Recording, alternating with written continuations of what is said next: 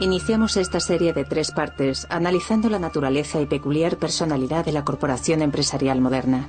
En la segunda parte vimos cómo la corporación extendía su influencia a todo espíritu de vida. En esta parte final estudiaremos el historial de indiferencia de la corporación hacia la democracia y de lo mucho que hay en juego en el enfrentamiento entre los activistas, gente de a pie, con la institución dominante de nuestros tiempos. The Corporation. Instituciones o psicópatas.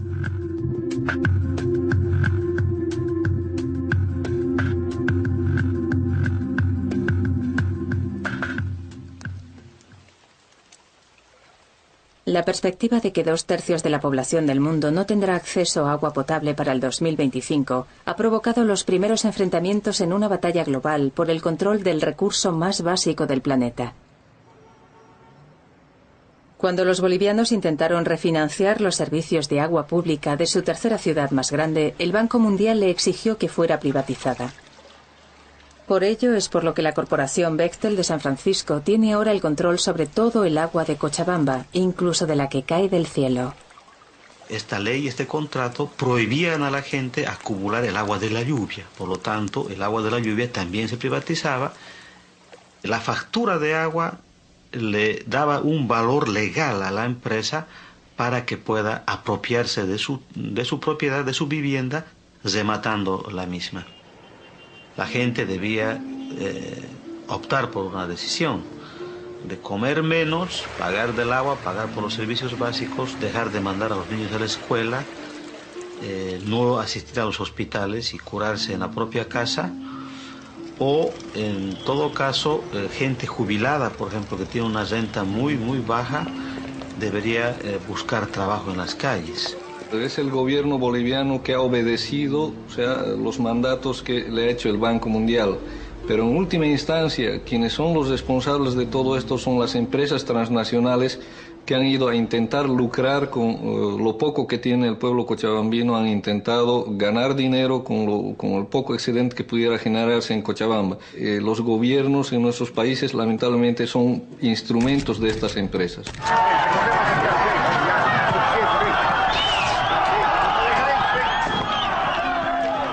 Con la consigna de el agua es nuestra, carajo, la gente sale a las calles, sale a los caminos y protesta, ¿no?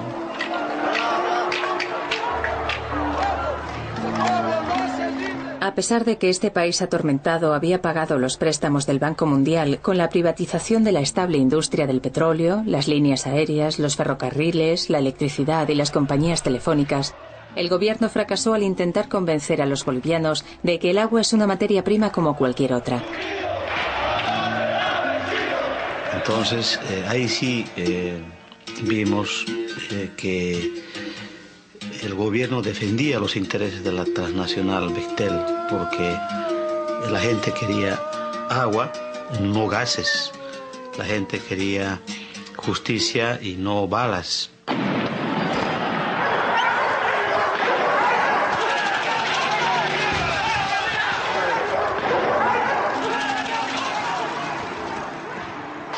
La corporación multinacional tiene una larga y oscura historia de tolerancia con gobiernos opresivos. Es el narcisismo de los regímenes fascistas que imponen ideas engañosas mediante estructuras reglamentadas.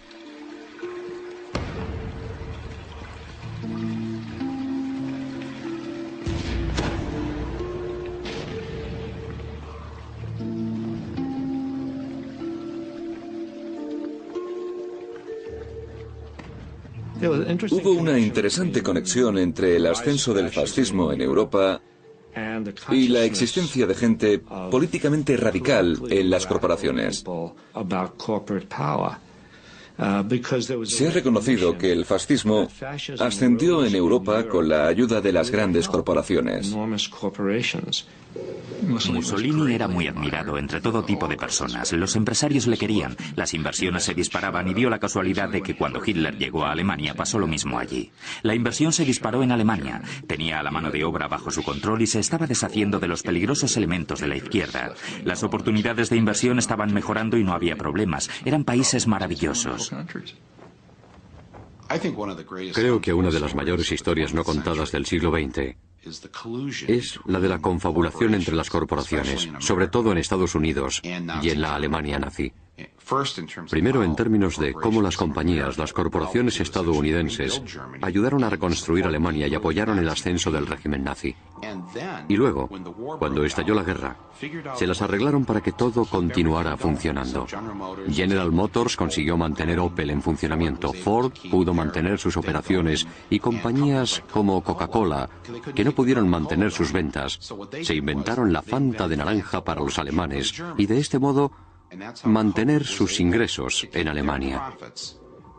Cuando beban Fanta de naranja, sepan que fue creada para que Coca-Cola pudiera seguir ganando dinero mientras millones de personas morían. Cuando Hitler llegó al poder en 1933, su objetivo era desmantelar y destruir la comunidad judía. Esto era una empresa de tal magnitud que requería los recursos de una computadora. Pero en 1933 no había computadoras. Lo que sí había era el sistema de tarjetas perforadas de IBM, que controlaba y almacenaba información realizando agujeros perforados en varias filas y columnas. Naturalmente, no había software a la venta como lo hay hoy en día. Cada aplicación tenía que diseñarse y configurarse de forma personalizada por un ingeniero. Fue la maquinaria y el sistema de tarjetas perforadas de IBM lo que permitió toda la exterminación mediante programas de tareas. Tomando como referencia el lugar y los conocimientos de cada uno, cientos de miles de judíos y otros enemigos del Reich trabajaron hasta morir. Se almacenaban los traslados de lugar en lugar y se facturaba por mano de obra esclava. Todo esto se realizaba con máquinas IBM. Y luego los campos de concentración. Aquello fue un caso muy especial. Millones de personas de todas las religiones, nacionalidades y características pasaron por el sistema de campos de concentración. Cientos de campos y miles de subcampos. Se trataba de un programa de gestión de tráfico extraordinario que requería un sistema IBM en cada dirección del ferrocarril y un sistema IBM en cada campo de concentración.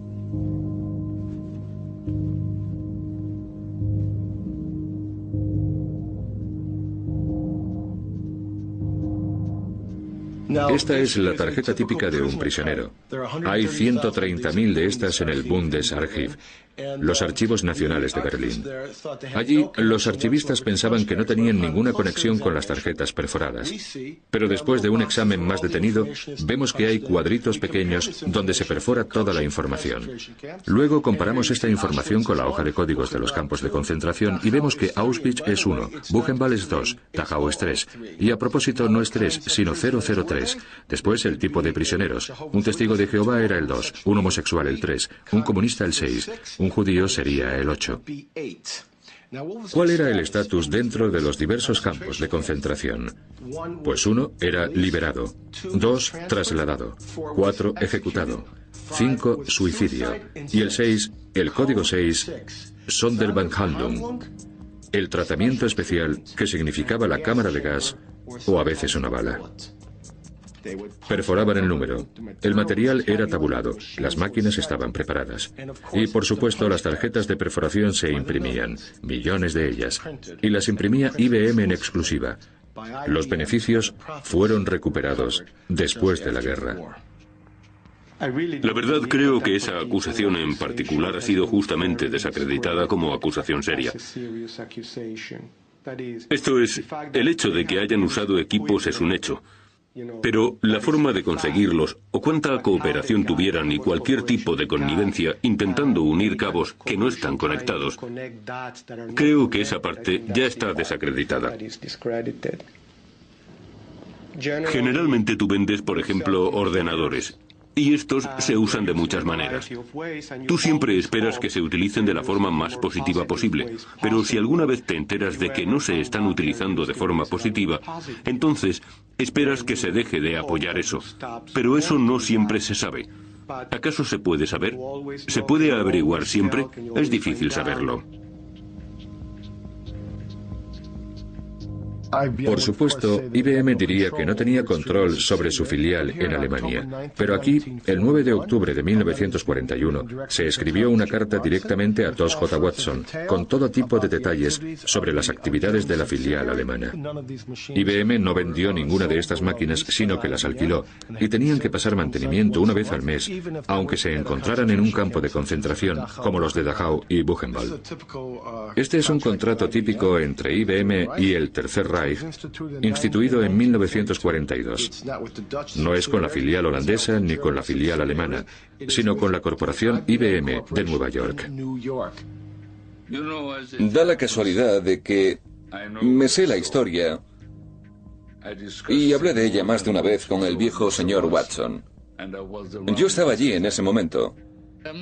El señor Black simplemente no entiende los años 30, y no estoy diciendo que Watson no supiera que el gobierno alemán usaba tarjetas de perforación. Probablemente lo supiera, después de todo tampoco tenía muchos clientes. Pero Watson no quería hacerlo, no porque pensara que era inmoral, sino porque Watson, con un sentido muy agudo de las relaciones públicas, pensó que era arriesgado. No debería sorprendernos que la lealtad que tienen las corporaciones a los beneficios supera la lealtad que tienen hacia cualquier bandera. Un informe del Departamento del Tesoro revela las 57 corporaciones que mantienen relaciones comerciales con enemigos oficiales de Estados Unidos, incluidos terroristas, tiranos y regímenes despóticos.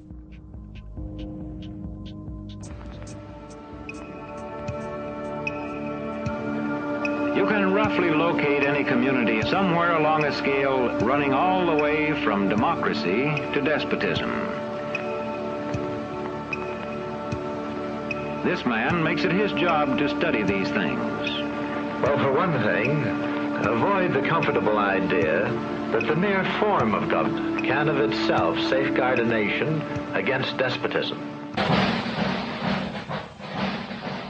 Para los grandes negocios, el despotismo era muchas veces una herramienta útil para asegurar los mercados extranjeros y el logro de beneficios. Uno de los generales de la Marina estadounidense más condecorados, Smedley Tarleton Butler, ayudó por su cuenta a pacificar México para las compañías petrolíferas norteamericanas, Haití y Cuba para el National City Bank, Nicaragua para la compañía bursátil Brown Brothers, República Dominicana por intereses azucareros, Honduras para las compañías de fruta estadounidenses y China para Standard Oil. Los servicios del general Butler también fueron demandados en Estados Unidos en los años 30, cuando el presidente Franklin Delano Roosevelt intentaba librar al país de la miseria de la depresión mediante empresas públicas, regulaciones más severas y la explotación de las corporaciones de aquellos días. More power to you, President Roosevelt. The entire country's behind you, thrilled with hope and patriotism. Pero no todo el país apoyaba al populista presidente. Una gran parte de la élite empresarial despreciaba todo lo que representaba la política del New Deal de Roosevelt. Y así, en 1934, un misterioso grupo de conspiradores intentó implicar a Smedley Butler en un plan de traición.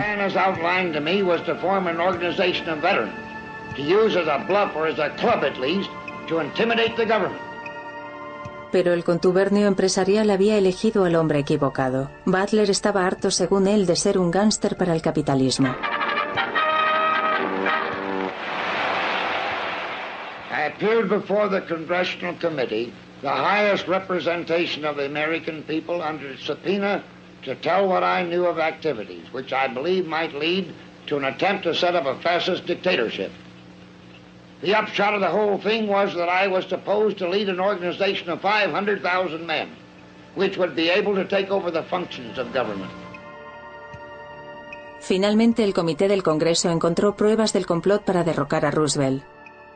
Según Butler, entre los conspiradores se encontraban algunas de las corporaciones más importantes de Estados Unidos, como J.P. Morgan, DuPont y Goodyear.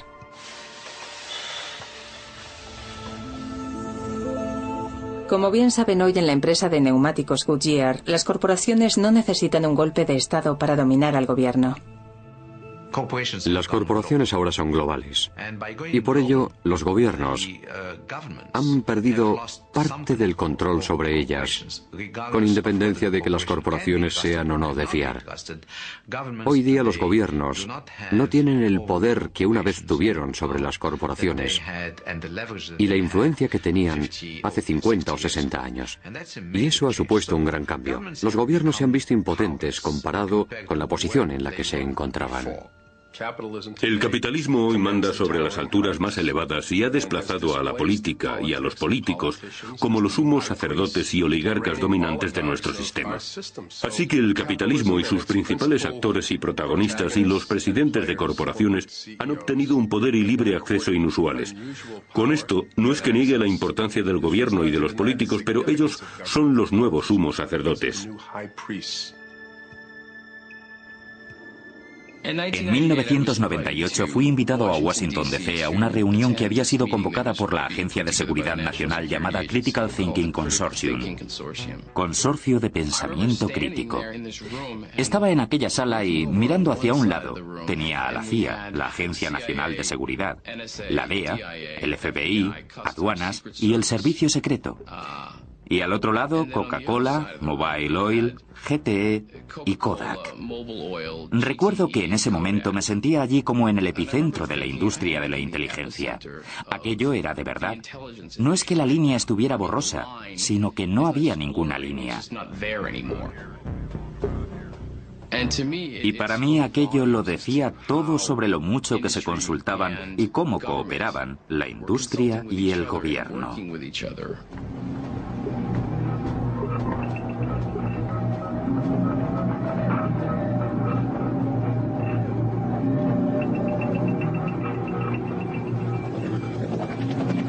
Mientras, 34 naciones de Occidente se reúnen para elaborar el borrador del Acuerdo de Comercio Exterior, el cual sentará las bases para privatizar todos los recursos y servicios imaginables. Miles de personas de cientos de organizaciones de gente corriente se unieron para oponerse. El presidente de la Cámara de Comercio de Canadá descarta los ataques en las calles. Para ellos, los 800 millones de ciudadanos americanos hablan con una sola voz.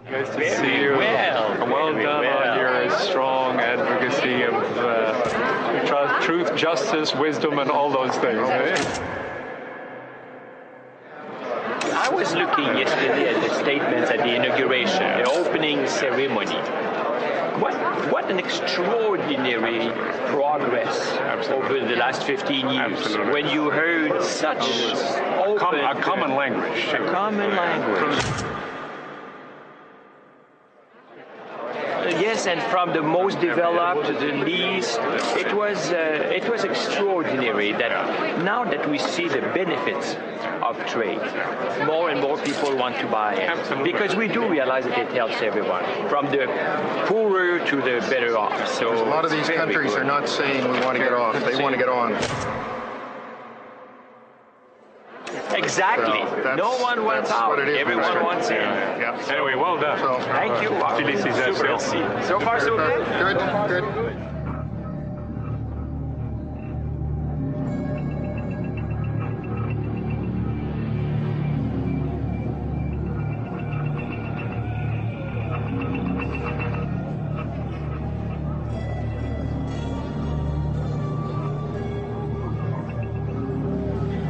I'm inside and this is all outside, so that's the way it is.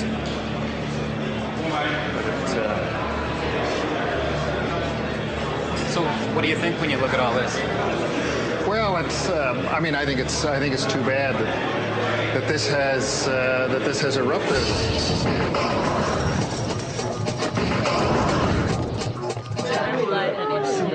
Let's see.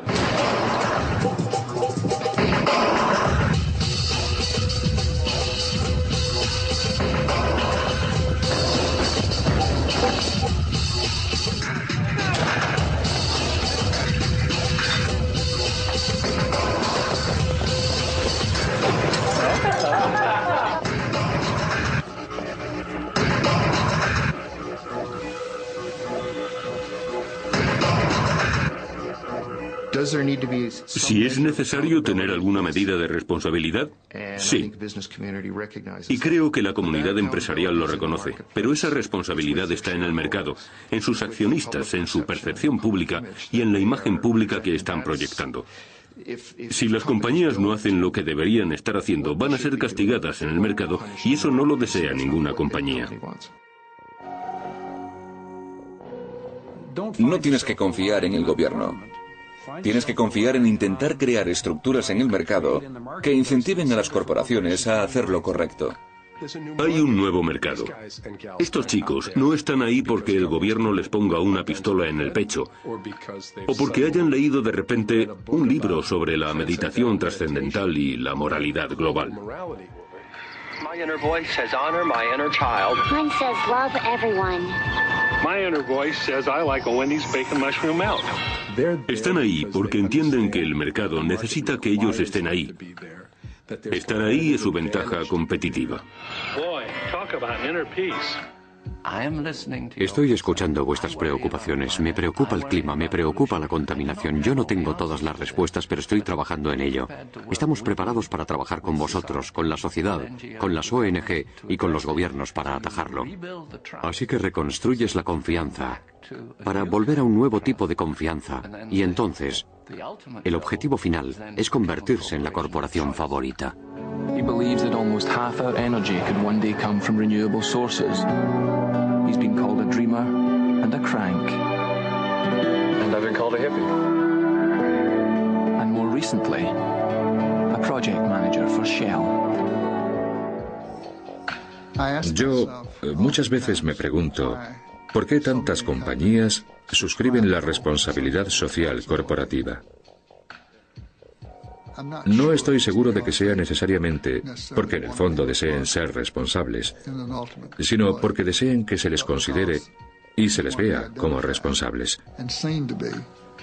Pero ¿quién soy yo para juzgarlas? ¿Quién soy yo para juzgar? Es mejor que la suscriban a que no la suscriban. Es mejor que hagan algunas declaraciones sociales a que no las hagan. La responsabilidad social no es un gran cambio porque es una táctica voluntaria. Una táctica. Una reacción a un determinado mercado en un cierto momento. Y en cuanto la corporación lea el mercado de forma diferente, podrá dar marcha atrás. Un día veremos a Bambi y el siguiente a Godzilla. ¿Cuál es la definición de responsabilidad social? ¿Acaso es asunto de la corporación decidir lo que es socialmente responsable? Esa no es su especialidad y no es lo que los accionistas les piden que hagan. Por ello creo que se salen de su alcance y, sin duda, no es democrático.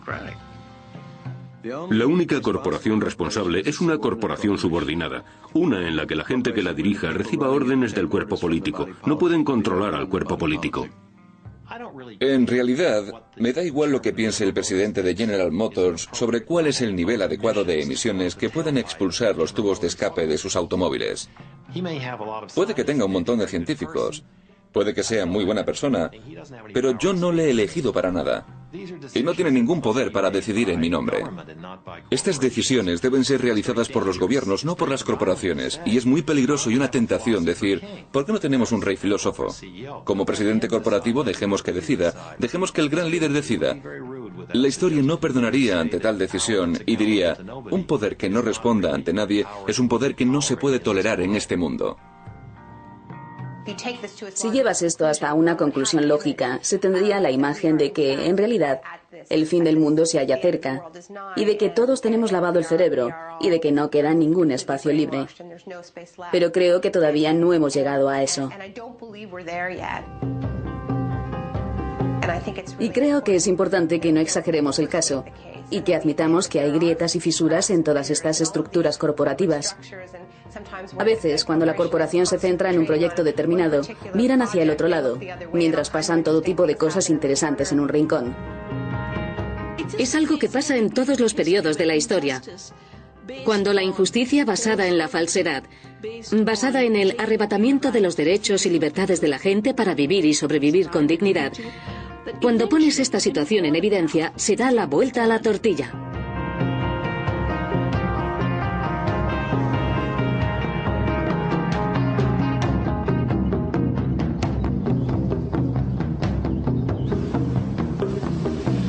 Creo que es demasiado simple decir, vamos a deshacernos de todas las corporaciones y eso solucionará todos los problemas del mundo.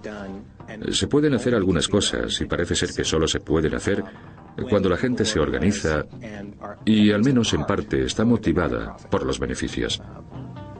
De modo que, en mi opinión, es una cuestión de tendencias que están fuera de control o de influencias que traspasan los límites legítimos. Es una cuestión de relaciones entre los seres humanos y sus instituciones. Creo que debería haber un fuerte control gubernamental sobre estas corporaciones en cuanto a su comportamiento y en cuanto a lo que pueden hacer y, bueno, la gente dirá, eso tiene que ser otro tipo de gobierno. ¿Y qué tipo de gobierno es ese que no sea una democracia? Estas compañías deberían ser más democráticas, toda la economía debería ser más democrática, lo que significa que tú y yo tenemos algo que decir sobre lo que pasa. Ahora mismo tenemos muy poco o nada que decir en lo que está pasando. Las estructuras de las economías internacionales están en marcha y funcionando, causando buenos y malos efectos por todo el mundo. Muchos malos, por supuesto, pero en mi opinión, la cuestión principal no es si los efectos son buenos o malos, sino que lo más importante es cómo hacer para que se puedan controlar de forma democrática, porque solo de esa forma podremos evaluar si son buenos o malos y tener alguna influencia sobre ellos. Well, a group in Arcata is speaking out against corporate power and it's asking for your support. The group, called Citizens Concerned About Corporations, is organizing a signature drive to get an initiative on the November ballot. The initiative would require the city of Arcata to host 2 town hall meetings in which participants would discuss large corporations' power structure. It would also require the city to form a committee to advise leaders about corporate policies. I can't think of a better place to be. If this many people around the country would do this instead of watching Super Bowl Sunday, our nation would be controlled by the people, not by the corporations. Corporations are not accountable to the democratic process. That's what this is about. I don't want to make decisions about everything that goes on in their corporation, but I do have a strong belief that they need to be held accountable to us. This is our place to live. This is our place. As I understand, Measure F would be to stop in some way, shape, or form, not necessarily punitive, the activities of corporations that cause harm to the citizens of Arcata and the environment that we depend on for life. The problem is the huge corporations that are not here. One of the things that was talked about here was harm.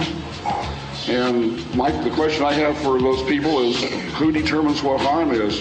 You can have a corporation that obeys every law of the land and can still be producing harm. My question is, can it be done differently? What are we afraid of? I mean, are all the businesses going to leave Arcata? I don't think so. And if they did, we'd deal with it, or we'd figure it out, or we'd do something different. We're creative people. I just don't see why we're afraid. The path we're on that Measure F would lead to is the road to serfdom. If you think it's tough making a decision where to buy your stuff today, how tough do you think it is when there's only one provider, and it's the state? And by the way, you don't get to have this little democracy forum in those communities either. This issue that we are in some way proposing central government control or socialism really is absurd. What we're proposing is democratic authority over corporations. I think the better way is a boycott. If we don't like, a certain product, if we don't like Pepsi-Cola or Bank of America, or if you don't like what they do, don't use them. That's the way I see the, people's power is. You have a lot more money than me. You have more votes than I do. If we use the model of boycott and voting with your dollars, that's an undemocratic situation. People that say they fear their government, I really hope that they understand that they're allowed to participate in their government. They're not allowed to participate in anything the corporations do. So don't fear the government. Help it be the government that you won't fear. This is beyond my wildest dreams. To see people talking to each other as if there's something we could do, as if we could figure something out, No more chain restaurants in Arcata after a long-awaited decision by the city.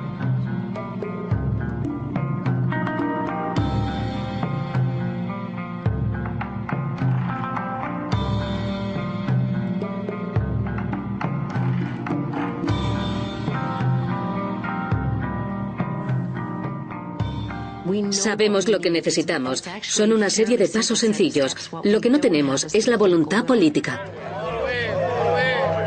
Podemos cambiar el gobierno. Esa es la única forma en la que vamos a rediseñar, repensar y reconstruir lo que el capital y la propiedad pueden hacer. Lo que necesitamos hacer es fijarnos en las raíces de la legalidad que creó a esta bestia y examinar quién puede hacerles asumir sus responsabilidades. No están grabadas en piedra. Se pueden desmantelar. Y de hecho, la mayoría de los estados poseen leyes que exigen que sean desmanteladas. For too long now, giant corporations have been allowed to undermine democracy here in the United States and all over the world. But today, the National Lawyers Guild and 29 other groups and individuals are fighting back. We are calling upon State Attorney General Dan Lundgren to comply with California law and to revoke the corporate charter of the Union Oil Company of California for its repeated and grievous offenses. We have amidst us giant corporations who are repeat offenders year after year, decade after decade. This is a statute that is well known. It has been used. It can be used. What this will mean is the dissolution of the Union Oil Company of California, the sale of its assets under careful court orders to others who will carry on in the public interest. This is nothing more than just a smear campaign. This company has been part of California's economy for over 100 years, thousands of jobs. Doesn't mean it's never made any mistakes, paid for those mistakes, but this demonizing of a company, I think I'm in a time warp or something, that I fell asleep and I woke up 50 years ago when we heard that kind of rhetoric. Well, we have a very, very broad set of people angry, very angry at this corporation. People from the left of the spectrum who don't produce anything except hot air. From its complicity in unspeakable human rights violations overseas against women, gays, laborers, and indigenous peoples, to its efforts to subvert U.S. foreign policy and deceive the courts, the public, and its own stockholders, Unocal is emblematic of corporate abuse and corporate power run amok. Extending a business deal with Burma Army is immoral. It prolongs the Iron Rule in Burma. The pipeline Unocal is building in Burma is vital for survival, cash-strapped armies. Unocal cannot do business in Burma without supporting that hopeless regime. It cannot justify.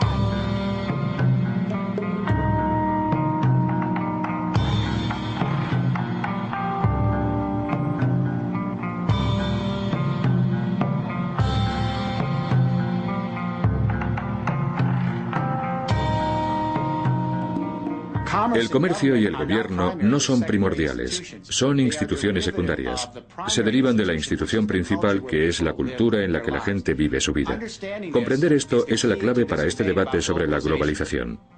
Si podemos empezar a restablecer la cultura como el centro en el que se encuentra el poder de la gente, entonces habrá una función para las corporaciones y habrá una función para el gobierno. Pero esas funciones tienen que ser no de dominación, sino de servicio a la comunidad donde la gente vive su cultura y sus valores sociales. El hecho de hacer estos documentales ha supuesto una maldición para mí, ya que he comprobado que pueden influir para cambiar las cosas. Y ahora me veo obligado a seguir haciéndolos. Sí, ese soy yo, haciendo lo que hago habitualmente. Durante todo el año procuro ponérselo difícil a las compañías. Pero en Navidades prefiero poner a un lado mis diferencias y llegar a grandes compañías como las del tabaco.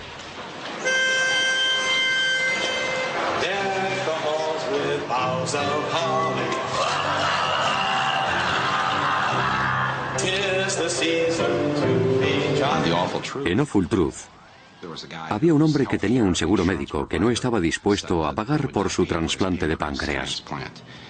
Aunque estaba claro que tenían que hacerlo, pero no iban a hacerlo, iban a dejarle que se muriera. Entonces aparecimos con nuestras cámaras y representamos el ensayo del funeral de este hombre en el jardín de la sede central de la corporación. He was a great guy, he had a lot of integrity, a rich sense of humor. And in fact, I remember something that he often used to say. What was he used to say? Just want a pancreas. He used to say, En 3 días, esta compañía cambia completamente y dice, de acuerdo, pagaremos su trasplante.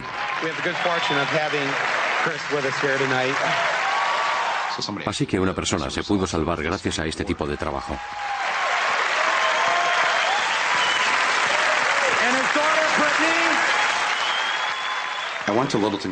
Fui a Littleton, Colorado, donde se había realizado el tiroteo de Columbine. Y no lo sabía. Pero cuando llegué me enteré de cuál era el trabajo principal de los padres de los niños que van a la escuela de Columbine. El trabajo principal de Littleton, Colorado, es trabajar para Lockheed Martin, construyendo armas de destrucción masiva. Pero ellos no ven la conexión entre lo que hacen para ganarse la vida y lo que hacen sus hijos en la escuela, o lo que hacían en la escuela. Por eso me he subido a mi púlpito y me he puesto a pensar en esto.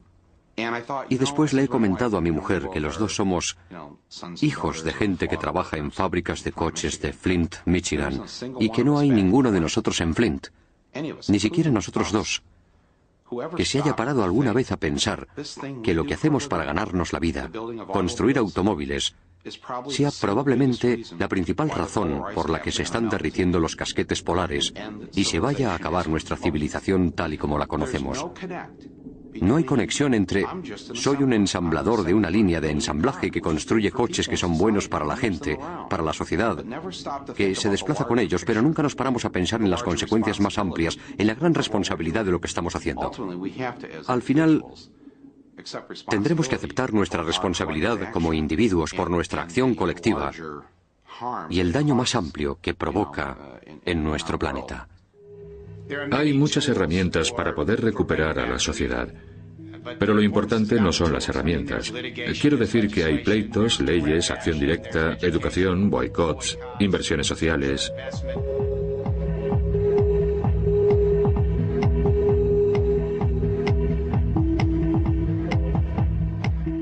Hay muchas formas de enfrentarse a los problemas del poder corporativo. Pero en el análisis final será la forma de verlo. Tenemos que disponer de la mejor historia. Hasta que no redefinamos nuestra relación con la naturaleza, el poder que hemos dado a estas corporaciones multinacionales, las instituciones internacionales que les sirven y los gobiernos no democráticos que tenemos, no podremos parar esta destrucción. Una de las cosas de las que hablamos es de la importancia de vernos como parte de la naturaleza, no apartados de ella. Do I know you well enough to call you fellow plunderers? There is not an industrial company on earth, not an institution of any kind, not mine, not yours, not anyone's, that is sustainable. I stand convicted by me, myself alone, not by anyone else, as a plunderer of the earth, but not by our civilization's definition. By our civilization's definition, I'm a captain of industry, in the eyes of many a kind of modern-day hero. But really, the first industrial revolution is flawed, it is not working, it is unsustainable, it is the mistake. And we must move on to another and better industrial revolution and get it right this time. Cuando pienso en lo que podría ser, veo una organización de gente comprometida con un objetivo. El objetivo de no hacer daño. Veo una compañía que ha roto el cordón umbilical con la tierra por sus materias primas, utilizando las materias primas que ya se hayan extraído y usándolas una y otra vez, impulsando ese proceso con energías renovables. What progress have we made? From 1995 to 1996, our sales increased by $200 million. The amount of material that we extracted from the earth to feed our factories was essentially the same 1.2 billion pounds as in 1995. In other words, the $200 million of incremental sales came with no additional extracted throughput. That is, at practically no additional cost to earth. It is perhaps the first $200 million of truly sustainable business in the history of industry. Es nuestro plan. Sigue siendo nuestro plan escalar el monte de la sostenibilidad. Esa montaña aún más alta que el Everest, infinitamente más alta que el Everest y mucho más difícil de escalar. Ese punto en la cima que simboliza la ausencia total de huellas. Antes de morir, quiero ver la cima y la vista que hay desde allí. Todavía hay 3.000 millones de personas que viven en la pobreza. Y la cuarta parte de los pobres son niños. El capitalismo va bien, pero está dejando a muchos atrás. Y creo que deberíamos preocuparnos porque esa distancia no aumente. En el fondo, el capital siempre pone su pie en alguna parte. Y en todas partes donde haya puesto su pie, se le pueden pedir responsabilidades si estamos preparados para ello. Yo me aseguraría de que la gente que trabaja para estas corporaciones tenga voz y voto en lo que está pasando, que estén formados más democráticamente, que no solo el Consejo de Administración de Directores o un par de ejecutivos sean los que toman estas decisiones. Estábamos en Honduras y algunas trabajadoras que conocían el tipo de trabajo que hacemos se acercaron a nosotros. Eran jóvenes y nos dijeron que las condiciones de su fábrica eran horribles y que si queríamos hablar con ellas. Les dijimos que sí, pero en un país en vías de desarrollo no puedes reunirte, no puedes llegar a la fábrica con un cuaderno y entrevistar a los trabajadores así como así. Hay gorilas, hay espías, policía militar, de modo que se hace todo de forma clandestina. Entonces les dije, seguid andando y a unos 100 metros hay un puesto de comida cuyo propietario es un partidario secreto de los derechos humanos. Entonces estamos a punto de empezar la reunión y aparecen 3 hombres con aspecto de tipos duros. La compañía se ha enterado de nuestra reunión y ha enviado a espías. Así que las chicas se ponen de pie y dicen que estos hombres son espías y que no podemos reunirnos, que tenemos que cancelarlo porque todo lo que digamos lo sabrá su jefe y perderán el trabajo o algo peor. Obviamente no tuvimos la reunión, pero estas jóvenes eran muy listas. Me encontraba al lado de una mesa vieja y antes de marcharse, sin que les vieran los espías, empezaron a poner las manos bajo la mesa. Entonces coloqué las manos debajo de la mesa y me pusieron en la mano los recibos de su paga para que supiéramos quiénes eran, lo que les pagaban y las etiquetas que hacían en la fábrica para que supiéramos para quién trabajaban. Y una vez que se habían marchado todos, me miré en la mano y en la palma tenía la cara de Kathie Lee Gifford. La frase que viene es la parte más interesante. Una parte de las ganancias de la venta de esta prenda se destinará a varias obras de caridad para niños. Es muy conmovedor, te llega al corazón. Walmart y la señora Gifford te dicen que si compras estos pantalones vas a ayudar a los niños. El problema es que las chicas que nos entregaron esta etiqueta solo tenían 13 años. A propósito, me ha prohibido hablar de ella, pero no puedo evitarlo. Así que he hecho una ampliación y la llevo por ahí. En un principio, Walmart y Kathie Lee Gifford habían dicho, ¿por qué deberíamos creer que hay niños trabajando en esta fábrica? Lo que no les dijimos es que Wendy Díaz, en el centro de la foto, iba camino de Estados Unidos en avión. Si viene a los Estados Unidos, será imparable. Congress heard testimony today from children who testified they were exploited by sweatshops overseas. Kathie Lee Gifford se disculpó ante Wendy Díaz. Fue lo más asombroso que había visto. Esta poderosa celebridad se inclinó y dijo, Wendy, por favor, créeme, no sabía que existían esas condiciones y ahora que lo sé, voy a trabajar contigo y con todas esas otras personas y no volverá a ocurrir nunca más.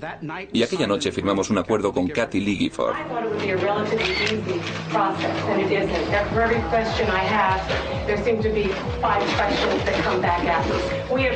En cuanto a Walmart y Kathie Lee, casi todo volvió a las mismas condiciones de explotación, pero como esto se resolvió por medio de la televisión durante semanas, este incidente de explotación con Kathie Lee Gifford llegó a todos los rincones del país y, francamente, creo que después de esto prácticamente no queda nadie en este país que ignore el trabajo de los niños, las fábricas explotadoras o los sueldos que no dan ni para comer. Estamos preparando una campaña. Si la marca está protegida, también debería estarlo el niño que fabrica sus productos. Si la marca está protegida por derechos internacionales de copyright y de propiedad intelectual, si está protegida por la Organización Mundial del Comercio, así es como debería ser. Pero el niño de 16 años tendrá que tener la misma proporción de protección que esa marca.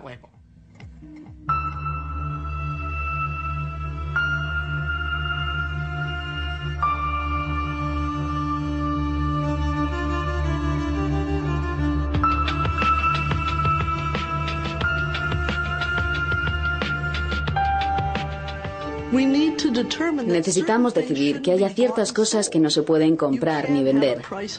Hay un precio para todo, hay un precio para los seres humanos. Se ha hecho y se ha llamado esclavitud. No es que un buen día el mercado de la venta de esclavos fracasara y la gente dejara de venderlos, sino que hizo falta un movimiento social inmenso en todo el mundo para abolir el comercio de esclavos y, en definitiva, la esclavitud. ¿Y qué es lo que hicimos? Tomamos una materia prima, el ser humano, y lo sacamos del mercado porque creíamos que era un principio moral que tenía prioridad sobre las reglas del mercado. Esta fase de mi vida empezó en el 87, cuando las grandes corporaciones nos dijeron directamente que para final de siglo, 5 compañías controlarían nuestros alimentos y nuestra salud mediante patentes, ingeniería genética y fusiones corporativas. También me influyó la ronda de Uruguay del GATT sobre los derechos de propiedad intelectual y las patentes en un sistema mundial de comercio. Ahí fue cuando decidí que debía dedicar mis esfuerzos a esto, porque afectaba a la parte más fundamental de nuestra existencia moral. En la última década hemos ganado algo de terreno. Y cuando digo hemos, me refiero a la gente corriente comprometida en el bienestar de toda la humanidad. Toda la gente con independencia de su sexo o clase, raza o religión. Todas las personas del planeta. Nos las hemos ingeniado para llevar al mayor gobierno y a una de las mayores compañías químicas a los tribunales en el caso NIM. Ganamos un caso contra ellos. W.R. Grace y la patente del gobierno de Estados Unidos sobre NIM fue suspendida en un pleito que planteamos junto a los verdes del Parlamento Europeo y el Movimiento Internacional de Agricultura Orgánica, y vencimos porque trabajamos unidos. Hemos logrado anular casi el 99% de la patente de Raistec del arroz basmati, y de nuevo porque trabajamos como una coalición mundial. Mujeres ancianas de Texas, científicos en India, activistas haciendo sentadas en Vancouver, un pequeño grupo de acción en defensa del arroz basmati. Cuando hay países que desafían a este régimen pidiéndole que se revisen y cambien los acuerdos, utilizan el lenguaje de la biopiratería. Hemos hecho que se deje ver al tercer mundo como piratas y hemos demostrado que los piratas son las corporaciones.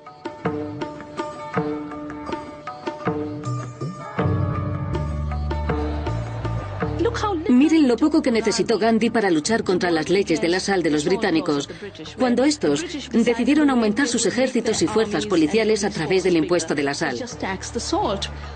Lo único que hizo Gandhi fue andar por la playa, recoger sal y decir que la naturaleza la daba gratis y que nosotros la necesitábamos, la hemos necesitado siempre, y que violaríamos las leyes. Continuaríamos haciendo sal. En la última década hemos tenido un compromiso similar en India. Lo llamamos el Beet Sagred, que consiste en que cualquier ley que convierte en ilegal guardar semillas es una ley que no merece respeto. La infringiremos porque guardar las semillas es un deber hacia la tierra y las futuras generaciones. Pensamos que sería algo simbólico. Más que simbólico. Se ha convertido en una opción de supervivencia. Los granjeros que cultivan sus propias semillas, que guardan sus propias semillas y no compran pesticidas, tienen el triple de ingresos que los granjeros que están atrapados por la rueda química, dependiendo de Monsanto y de Cargill. Nos las hemos arreglado para crear alternativas que funcionan para la gente. ¿No deberíamos empezar por volver a examinar cuál es el objetivo de la empresa?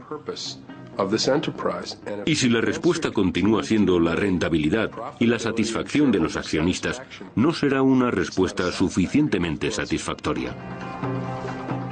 Hay un chiste un poco viejo que dice que 2 economistas están mirando a una serie de fórmulas en una pizarra y uno le dice al otro: ¿sabes?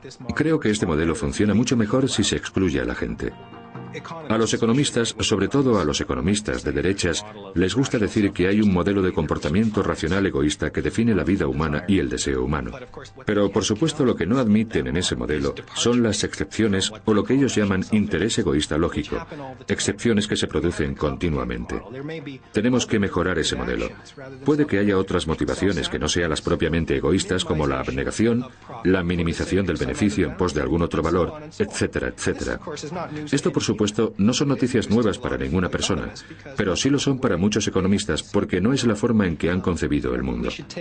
Deberíamos tomarnos algo de tiempo y observar esta discrepancia porque es la clave para reconstruir la imagen de forma que sea más rica y más humana, y no tanto basada en los beneficios. Tenemos que deshacer un montón de cosas con inteligencia para poder llevar a cabo esta tarea realmente peligrosa, ardua y arriesgada de la mejor forma posible. Eso significa que la gente tiene que estar unida y aprender un montón de cosas que no sabemos y que se han apartado de la cultura y de la sociedad, que se han apartado de nuestro pensamiento. Eso para mí es lo más emocionante que está ocurriendo ahora y que está ocurriendo en todo el mundo. Estas son las imágenes que reflejan definitivamente la situación que vivió Cochabamba durante la jornada de este viernes. Prácticamente estuvo sitiada. Policías del departamento de... Bolivia estaba decidida a defender el derecho de la corporación Bechtel a hacer que familias que viven con 2 euros al día paguen una cuarta parte de sus ingresos por el agua. Cuanto mayor fue la resistencia del pueblo al plan de privatización, más violenta se hizo la reacción del gobierno. Fui detenido delante de mi familia, fui maltratado, además tuvieron una tortura de carácter psicológica y nos condujeron además enmanillados, vendados hasta un lugar remoto, a una unidad militar allá en la frontera con el Brasil.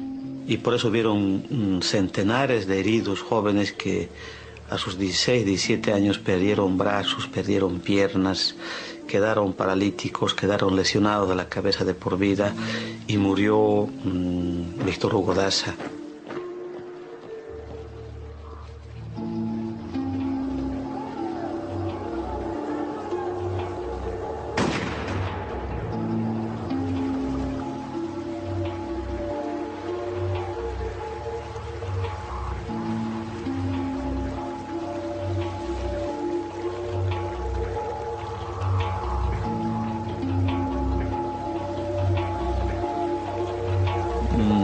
En un principio yo me preocupaba por mi familia, pero mi familia está preparada para cualquier eventualidad y yo mismo estoy preparado para aquello y he perdido el miedo como el pueblo ha perdido. No tengo miedo a morir, pero sí quisiera vivir un tiempo más para poder seguir peleando. En cierto momento de la lucha, en el momento más culminante, el ejército se acuarteló. La policía también no salió de su cuartel, los congresistas desaparecieron, el gobernador se ocultó, denunció el gobernador, no había autoridad legal, la única autoridad legítima era el pueblo que estaba en un cabildo, que estaba en la plaza y que tomaba las decisiones en grandes asambleas y al final decidió sobre el agua. Y creo que la gente, los jóvenes y los viejos de mucho tiempo pudimos saborear, digamos, pudimos saciarnos de esa sed de democracia. ¡Y así lo hemos conseguido, compañeros! Hemos heredado una empresa, como toda empresa pública, con problemas técnicos, con problemas financieros, con problemas legales y con problemas administrativos. Nos estamos enfrentando.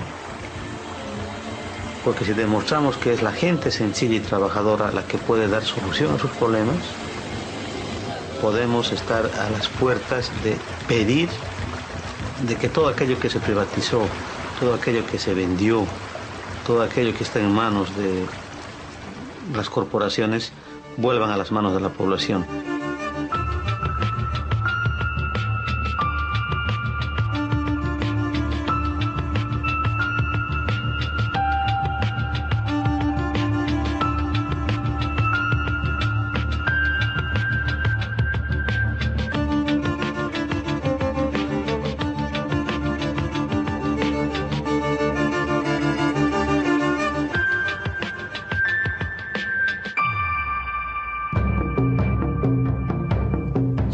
Algunas veces me sorprende lo eficaz que se puede ser.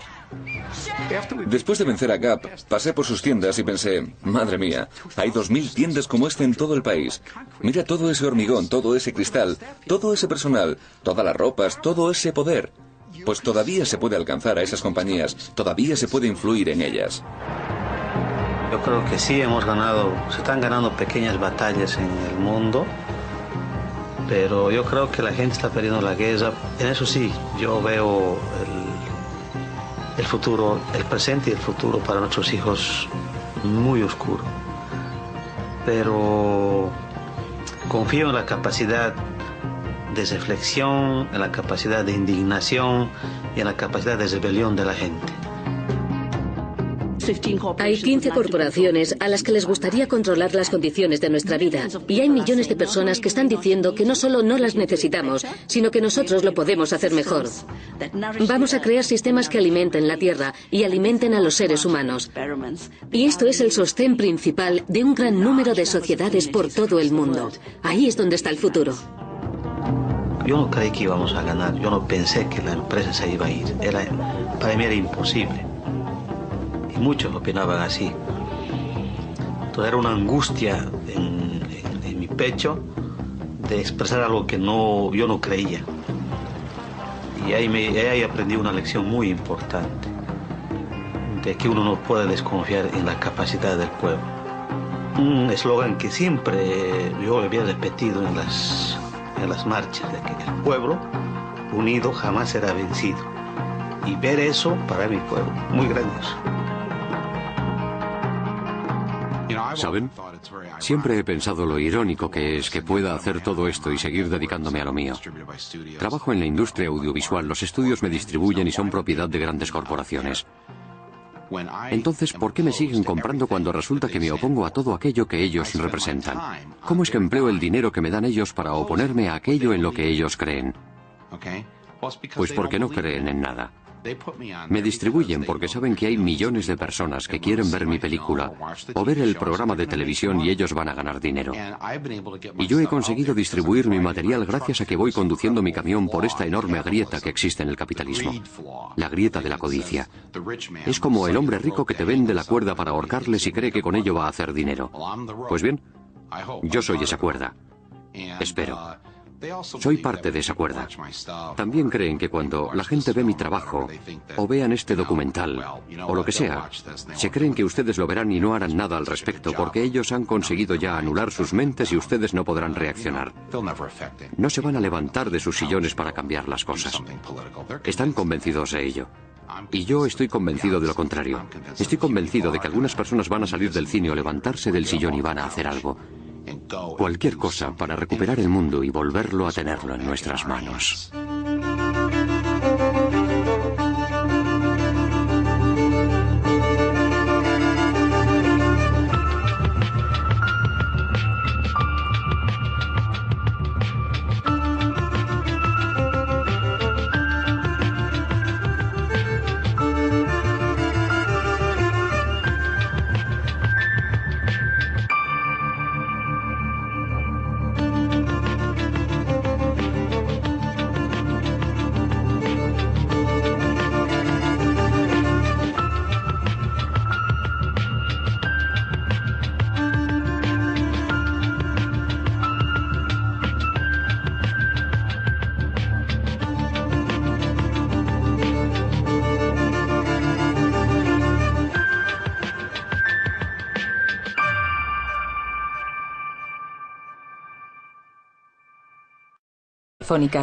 El gobierno fracasó al intentar convencer a los bolivianos de que el agua es una materia prima como cualquier otra.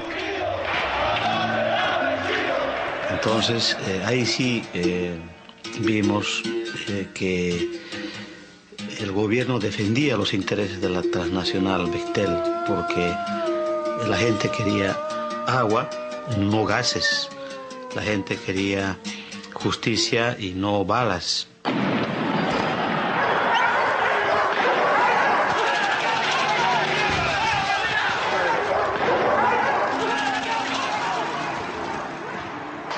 La corporación multinacional tiene una larga y oscura historia de tolerancia con gobiernos opresivos.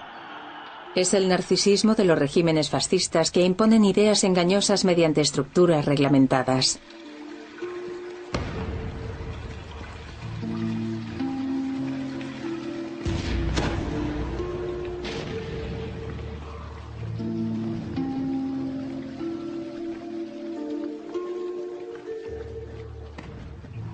Hubo una interesante conexión entre el ascenso del fascismo en Europa y la existencia de gente políticamente radical en las corporaciones.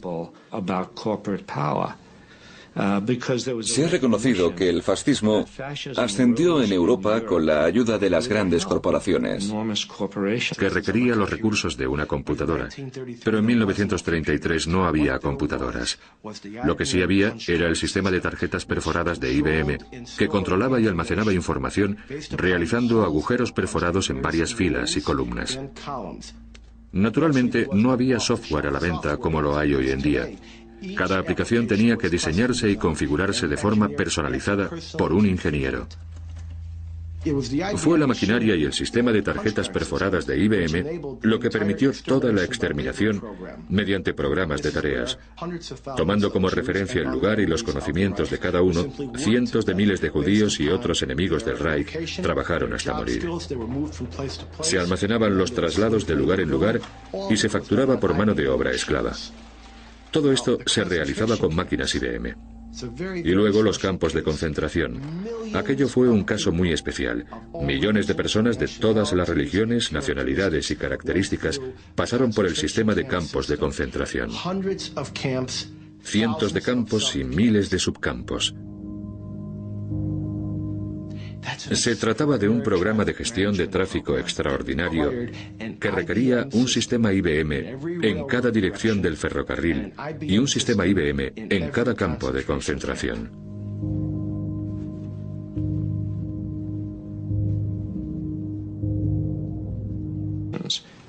Mussolini era muy admirado entre todo tipo de personas. Los empresarios le querían, las inversiones se disparaban y dio la casualidad de que cuando Hitler llegó a Alemania pasó lo mismo allí. La inversión se disparó en Alemania, tenía a la mano de obra bajo su control y se estaba deshaciendo de los peligrosos elementos de la izquierda. Las oportunidades de inversión estaban mejorando y no había problemas. Eran países maravillosos. Creo que una de las mayores historias no contadas del siglo XX es la de la confabulación entre las corporaciones, sobre todo en Estados Unidos y en la Alemania nazi. Primero, en términos de cómo las compañías, las corporaciones estadounidenses, ayudaron a reconstruir Alemania y apoyaron el ascenso del régimen nazi. Y luego, cuando estalló la guerra, se las arreglaron para que todo continuara funcionando. General Motors consiguió mantener Opel en funcionamiento, Ford pudo mantener sus operaciones y compañías como Coca-Cola, que no pudieron mantener sus ventas, se inventaron la Fanta de naranja para los alemanes y de este modo mantener sus ingresos en Alemania. Cuando beban Fanta de naranja, sepan que fue creada para que Coca-Cola pudiera seguir ganando dinero, mientras millones de personas morían. Cuando Hitler llegó al poder en 1933, su objetivo era desmantelar y destruir la comunidad judía. Esto era una empresa de tal magnitud. Iniciamos esta serie de 3 partes analizando la naturaleza y peculiar personalidad de la corporación empresarial moderna. En la segunda parte vimos cómo la corporación extendía su influencia a todo espíritu de vida. En esta parte final estudiaremos el historial de indiferencia de la corporación hacia la democracia y de lo mucho que hay en juego en el enfrentamiento entre los activistas, gente de a pie, con la institución dominante de nuestros tiempos. The Corporation. Instituciones o psicópatas.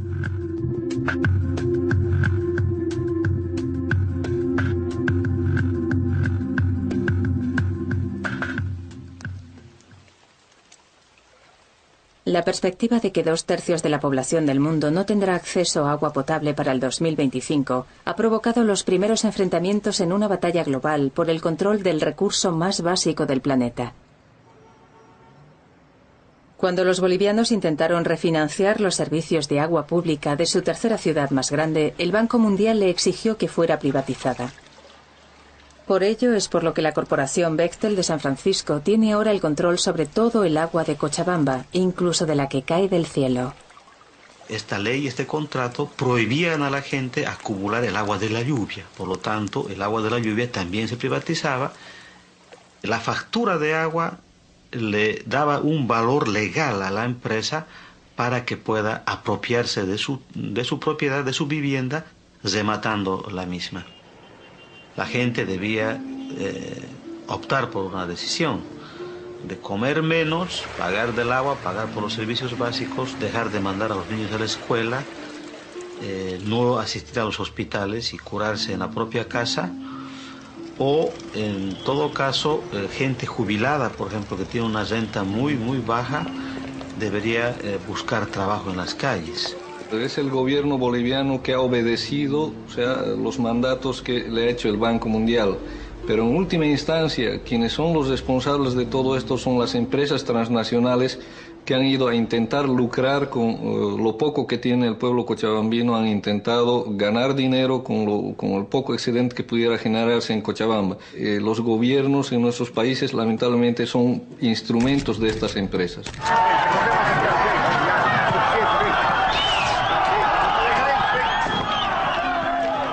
Con la consigna de el agua es nuestra, carajo, la gente sale a las calles, sale a los caminos y protesta, ¿no?